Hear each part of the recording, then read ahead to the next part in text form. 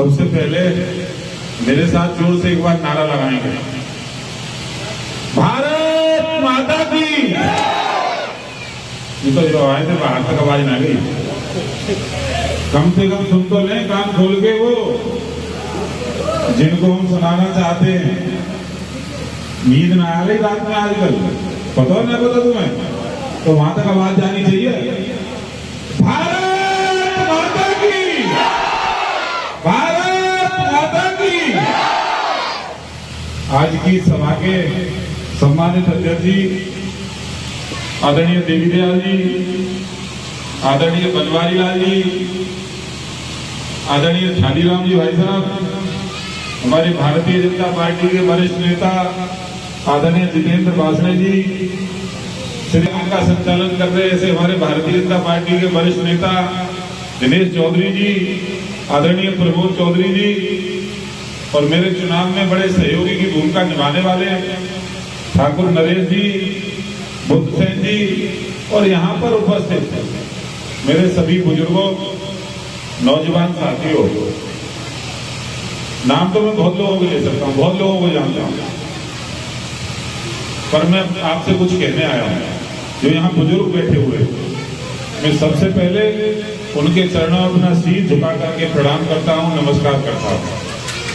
और यहाँ जो नौजवान लोग खड़े हुए हैं, उनसे अपेक्षा करता हूँ कि इस चुनाव में जैसे वो मेरे साथ कंधे से कंधा मिलाकर के खड़े रहे,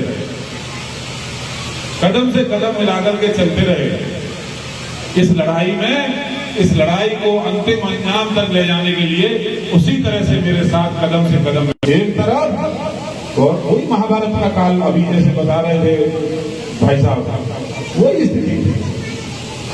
मैं तो कहता हूं और आप लोगों के सामने एक प्रश्न करना चाहता हूं, उस प्रश्न का जवाब आप अपने मन से जो आए सोचना। पिछली बार 5 साल ब्लॉक प्रमुखी हम लोगों ने की, आप लोगों ने पहले भी बहुत आशीर्वाद दिया था और अब की बार भी पूर्ण आशीर्वाद आपका मिला। और 5 साल जितना बढ़िया से बढ़िया मैं कर सकता था, मेरे शरीर के अंदर जितनी क्षमता थी उससे अधिक काम करने का मैंने प्रयास किया और काम करने में कोई भेदभाव नहीं किया।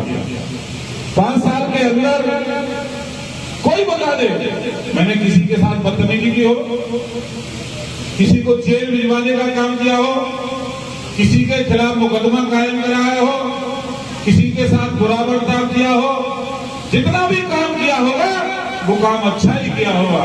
मैं आप लोगों से पूछना चाहता हूं, इस चुनाव में जिस तरह से विरोध हुआ वो क्यों था, उसका कारण क्या था? मैं खराब आदमी था, मैंने बेईमानी की, मैंने भ्रष्टाचार किया, मैंने दलाली करने का काम किया, मैंने कमीशनबाजी करने का काम किया, मैंने किसी का माल बांधने का काम किया। जिस तरह से इस क्षेत्र के पिछले 20-25 साल से एमएलए का चुनाव लड़ने वाले सारे लोग एक होकर के चुनाव लड़ रहे थे मेरे सामने, उनसे पूछना कि राजेश चौधरी की गलती क्या थी, गलती क्या थी, पूछना एक बार आपको कोई मिले तो। क्या बुरा किया था मैंने? इस क्षेत्र का विधायक मेरे खिलाफ चुनाव लड़ रहा था, दूसरे नंबर पर आया हुआ आदमी मेरे खिलाफ चुनाव लड़ रहा था, तीसरे नंबर पर आया हुआ आदमी मेरे खिलाफ चुनाव लड़ रहा था, और तो और 2 चुनाव हारे हुए हैं, पार्टियों में घूमे हुए नेता दूसरे वो भी आकर के उस चुनाव में मदद कर रहे थे। अरे आप पब्लिक के सामने जाते हो और पब्लिक के सामने जाकर के कहते हो कि हम एक दूसरे से लड़ रहे हैं, एक दूसरे के विरोधी हैं। और इस चुनाव में कौन सा चमत्कार हुआ था? ऐसी कौन सा पहाड़ टूट रहा था राजेश चौधरी के चुनाव जीत जाने से कि दोनों, तीनों, चारों दुश्मन एक होकर के राजेश चौधरी के खिलाफ चुनाव लड़ रहे थे? ये मेरा प्रश्न है आप लोगों के सामने, पूछिए उनको। अरे आप लोग एक दूसरे के विरोधी बनते थे, आप लोग तो एक दूसरे की शकल देखना पसंद नहीं करते थे। क्यों?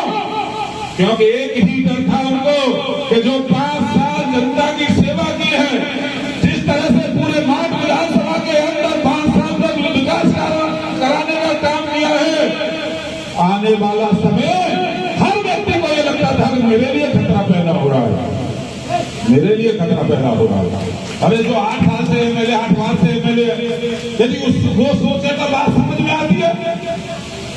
और जो चुनाव हार रहे हैं उनको देखो, वो स्थिति हो गई थी चुनाव के अंदर जैसे कोई नदी में बाढ़ आ रही हो और बाढ़ में कोई बहुत बड़ा छप्पर बहते जा रहा हो, तो उस पर कुत्ता भी बैठेगा, बिल्ली भी बैठेगी, कबूतर भी बैठेगा, बकरी भी बैठ जाएगी और शेर भी आकर के बैठ जाएगा और एक दूसरे की तरफ नहीं देखते।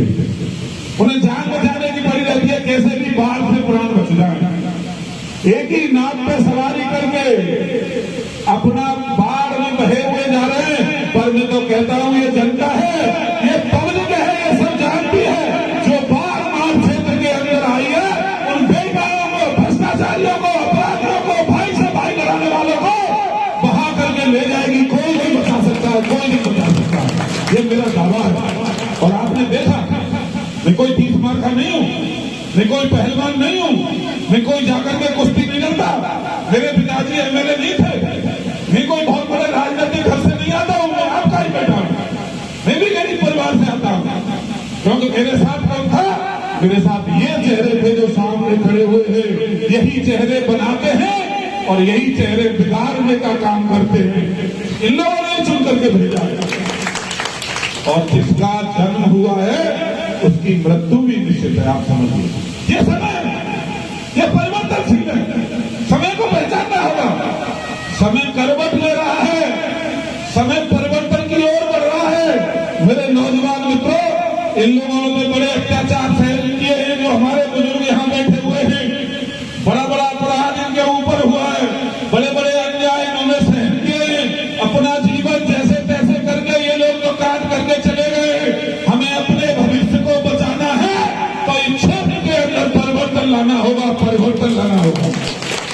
अभी जितेंद्र जी कह रहे थे कि मैंने पेंट का निर्माण कर दिया, किया मैंने, यही तो अपराध था मेरा, यही तो गलती थी मेरी। मैं भी आपके बीच में आता, गंगा जी की कसम खा जाता, यमुना जी की कसम खा जाता, बिहारी जी की कसम खा जाता, लोहाए की जो पावन भूमि है इसकी कसम खा जाता, अपनी माँ की कसम खा जाता, अपने बाप की कसम खा जाता और ये कह के चला जाता कि मैं कर्नाटक प्रदेश बना दूंगा सुनील की पेट को, और वो झूठा साबित होता तो कोई परेशानी नहीं थी। मैं कह के चला जाता और करवाता कुछ नहीं तो कोई दिक्कत नहीं थी। दिक्कत तो यही पैदा हुई कि मैं वहां पर लोगों से आश्वासन देके गया, मैं वादा करके गया, मैं वादा पूरा करने का काम करता हूं। यदि मैंने किसी को जबान दे दी तो चाहे गर्दन इधर से उधर हो जाए, गर्दन कट जाए, पर मैं जबान से हटने वाला व्यक्ति नहीं। वहां पे कोई कनाट पुलिस बना रहा था, कोई फुहारे लगवा रहा था, कितने पहलू भी है, कितने मामा मारी हैं, अनेक अनेक तरह के रूप धर करके आएंगे। आपने रामायण में वो देखा होगा सीन, जब रामलीला गांव में होती है कि माता सीता बैठी हुई है, भगवान राम बैठे हुए हैं अपनी कुटिया के सामने, तो वो देखते हैं कि एक मृग आ गया है, सोने का मृग है। उसको देख के माता सीता का मन ललचा गया। उन्होंने कहा राम से जाकर के भगवान इस हिरण का जो है शिकार कर करके लाइए। जबकि वो हिरण तो था नहीं, वो तो था मामा मारी। उसके अंदर एक कला थी भेष बदलने की, अनेक रूप बदल बदल करके वो आता था और लोगों को फेंकाने का काम करता था। वो तो था राक्षस।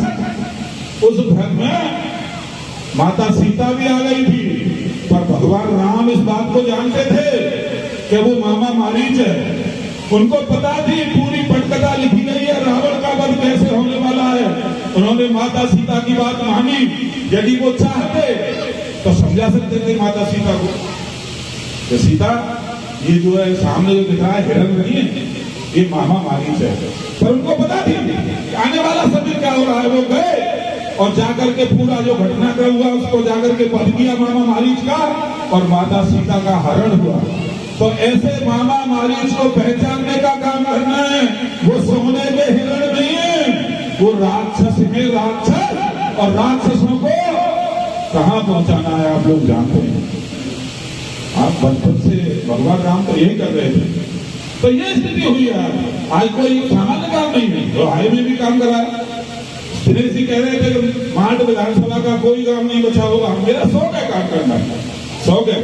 आज सुबह वहां नवीपुर में था, वहां पर 15 अगस्त का कार्यक्रम होने वाला था। तो वहां पे इस ब्लॉक की जो खंड शिक्षा अधिकारी है वो नई अधिकारी आई है, वो भी आई थी। स्कूल बहुत भव्य और बड़ा सुंदर स्कूल बनाया है वहां पे नबीपुर में। तो जब मैं वहां पहुंचा तो जाकर के वो खंड शिक्षा अधिकारी के बराबर में बैठ गया, वहीं मेरी कुर्सी थी। तो आकर के मुझसे बोली वो सर यहाँ पर जो है स्कूल बहुत अच्छा है। मैंने कहा हाँ बहुत अच्छा है। और बोले पहले वाले जो प्रमुख जी थे ना उन्होंने इसकी सबकी कायाकल्प कर दी है, आप भी इसमें बहुत अच्छा काम करना। तो मैंने कहा मैडम वो पहला वाला नहीं तो हूँ, कोई दूसरा नहीं था वो।